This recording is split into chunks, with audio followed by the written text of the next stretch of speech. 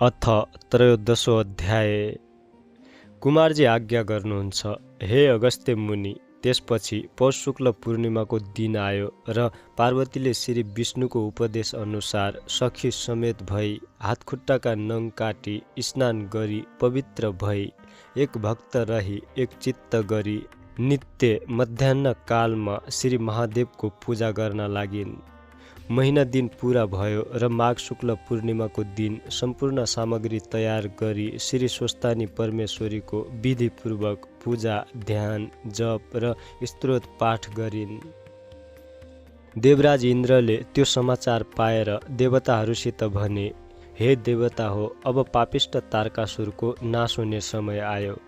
किनकि हिमालय पर्वतकी पुत्री पार्वतीले महादेव स्वामी पाएपछि उनका गर्भबाट पुत्र जन्मनेछन्। तिनै कुमारले हाम्रो शत्रु तारकासुर दैत्यलाई मारिदिनेछन् अनि हामी अमरावती प्राप्त गरी राज्य सुख भोगौँला।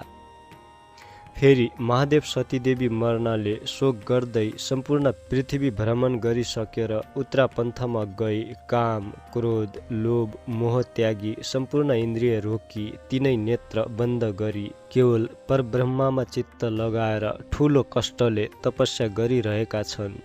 अत महादेवलाई तपस्याबाट च्युत गराई फेरि काम, क्रोध, लोभ, मोहमा ल्याउने उपाय के छ? यति सूर्यराजले भनेको सुनि देवताहरूले भने, हे देवेन्द्र, यो काम गर्न कामदेव बाहेक अरू कसैले सक्दैन। अत कामदेव गई महादेवको हृदयमा काम बाण प्रहार गरेर आउन्। यति देवताहरूको कथन सुनि देवेन्द्रले स्वीकार गरी कामदेवलाई डाक्न तुरन्त वायुलाई पठाए। वायु पनि तत्काल गएर कामदेवलाई इन्द्रको आज्ञा सुनाई लिएर आए। अनि कामदेवले इन्द्रलाई मलाई के कामले डाक्नुभयो भनी सोधेपछि इन्द्रले भने, हे कामदेव, सतीदेवी मर्नाले महादेव उत्तरापन्थमा गई काम, क्रोध, लोभ, मोह त्यागी सम्पूर्ण इन्द्रिय रोकेर परब्रह्ममा चित्त लगाई तपस्या गरिरहेका छन्। महादेव बिना यो संसारको रक्षा को गर्ला? अत तिमी त्यहाँ गई महादेवलाई काम बाण हानी फेरि काम, क्रोध, लोभ, मोहमा ल्याऊ। यति सुरेन्द्रको आज्ञा सुनि हुन्छ भनी आफ्नी पत्नी रति समेत भई उत्तरापन्थमा गए।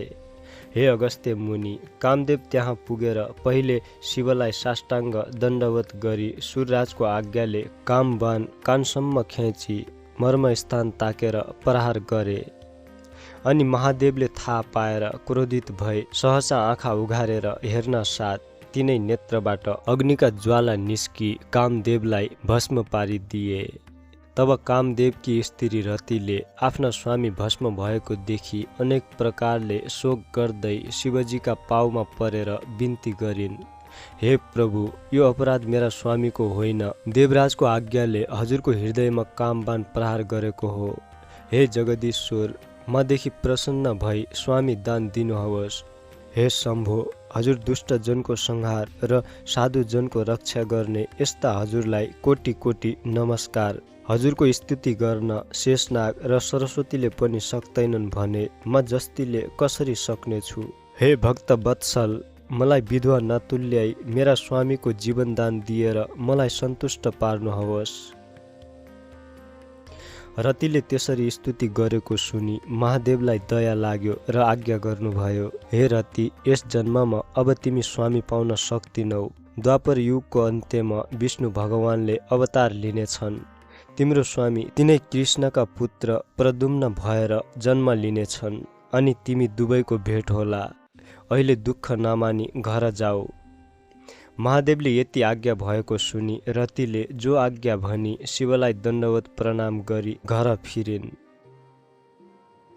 त्यसपछि महादेवले सती देवीलाई सम्झी कहाँ जन्म लिन गइन् भनी ध्यान दृष्टिले विचार गर्दा हिमालय पर्वतकी पुत्री पार्वती भएर जन्मी श्री महादेव स्वामी पाऊँ भनी नाना तीर्थ, व्रत, तप, जप आदि गरेको र विष्णुको उपदेशले श्री स्वस्थानी परमेश्वरीको व्रत गर्न लागेको थाहा पाएर अब तिनको चरित्र हेर्दछु भनी देवेन्द्रको रूप धारण गरी हातमा वज्र लिई एरावत हात्तीमा चढेर पार्वतीले व्रत गरेको स्थानमा पुग्नुभयो।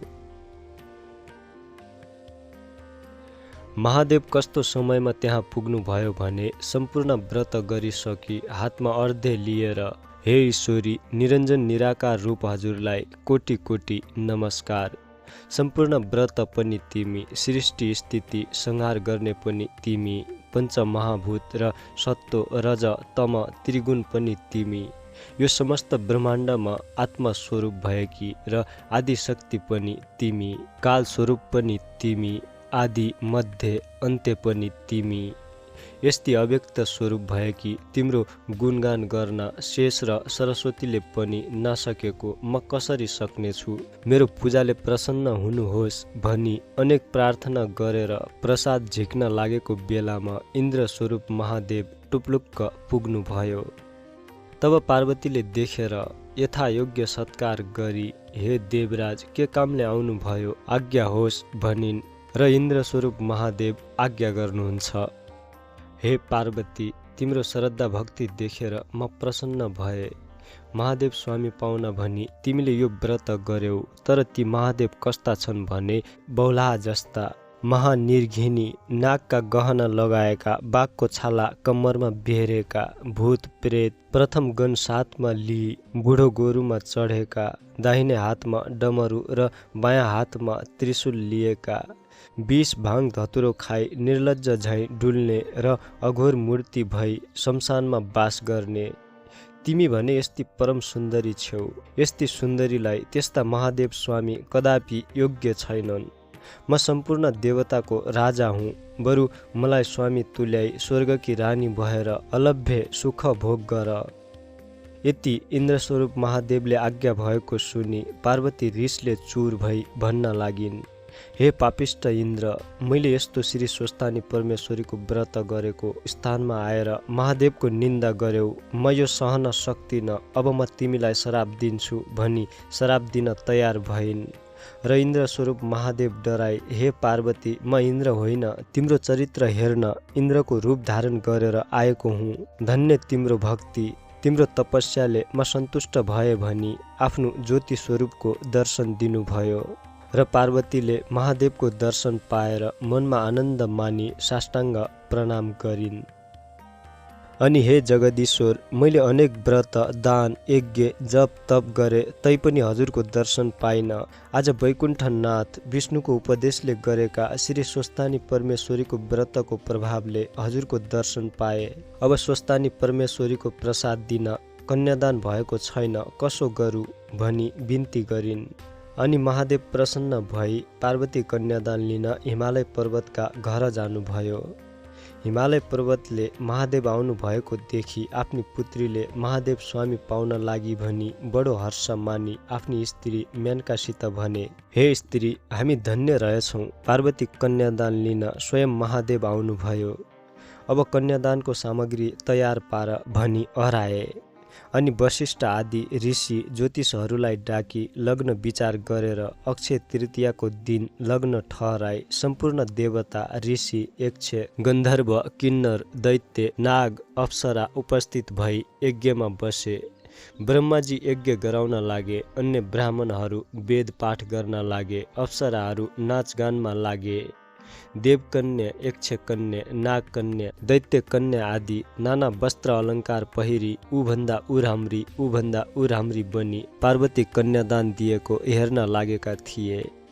हिमालयकी पत्नी मेनकाले पनि पार्वतीलाई सुगन्ध लेपन गराई हीरा मोती मणि माणिक्य आदि रत्न जडेका गहना र वस्त्रहरू पहिराई सिंगारी राखेकी थिइन्।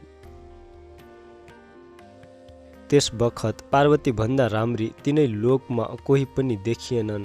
मङ्गल गीत गरी हातमा जौ तिल कुश लिई हिमालयले पार्वतीको हात समाती मेनकाले सुवर्णको कमण्डलुले जलको धारा दिई कन्यादानको सङ्कल्प पढ्दा हिमालयले सोधे, हे ईश्वर, यस शुभ लग्नमा म आफ्नी पुत्री कन्यादान दिन तयार छु। हजुरको गोत्र के हो? बिना गोत्रले गरेको काम अधुरो हुन्छ र शुभ कर्मको फल पनि प्राप्त हुँदैन भनी शास्त्रहरूको कथन छ। हिमालयको त्यस्तो वचन सुनि महादेवले केही पनि उत्तर दिन नसकी लाज मानी अधोमुख गरिरहनु भयो। हिमालयले पनि पार्वतीको हात समाती महादेवको मुखमा हेरिरहे। विष्णु प्रभृति समस्त देवता, यक्ष, किन्नर, गन्धर्व, दैत्य, नाग आदि कसैले पनि त्यो त्यसै हो भन्न सकेनन्। त्यसै मौकामा नारद मुनि सतीदेवीका हाडको यन्त्र बनाई शिवगीत गाउँदै हिमालय कहाँ आइपुगे र सबै कुरा सुनेपछि भने, हे गिरिराज, जो सम्पूर्ण ब्रह्माण्डको सृष्टि स्थिति संहार गर्दछ, जो अहिले एउटै छन् तापनि आफ्नो मायाले ब्रह्मा, विष्णु, महेश तीन रूपका बन्द छन्। आदि पुरुष यिनै हुन्। यिनका माता पिता पनि छैनन्, जात पनि छैन र गोत्र पनि छैन। सर्वव्यापी पनि यिनै, 33 कोटी देवताका माता पिता पनि यिनै। फेरि 14 भुवनमा भएका समस्त जीवात्माका हृदयमा बसेर पाप पुण्यको साक्षी भइरहेका पनि यिनै। निरञ्जन निराकार पनि यिनै। यस्ता ईश्वरको महिमा वर्णन गर्न हजार जिब्रा भएका शेषनाग र सरस्वतीले पनि नसकेको म कसरी सकुला?